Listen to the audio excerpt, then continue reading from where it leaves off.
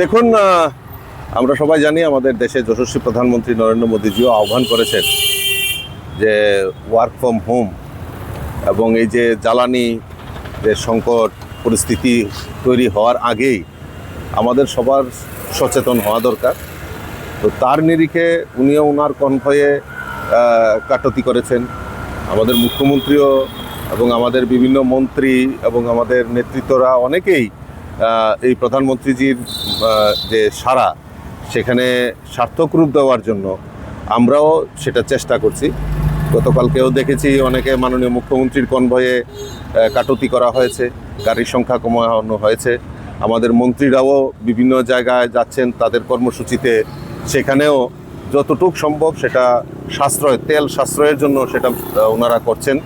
তো আমরাও আমাদের ভারতীয় জনতা পার্টির কার্যকর্তা হিসাবে সমস্ত কার্যকর্তাকে আহ্বান করব যে আমাদেরও চেষ্টা চালিয়ে যেতে হবে এবং সাধারণ নাগরিকদের কাছেও আপিল করব যে আপনারাও এই অযথা তেল যে ব্যবহার সেটাকে হ্রাস করে সেখানে সঞ্চয়ের মাধ্যমে সবাই যদি প্রতীকী আমরা কিছু যদি আমরা করতে পারি, বাঁচাতে পারি, তাহলে দেশের যেটা আমরা সংকটের কথা বলছি সেটা অনেকটাই মোচন হবে।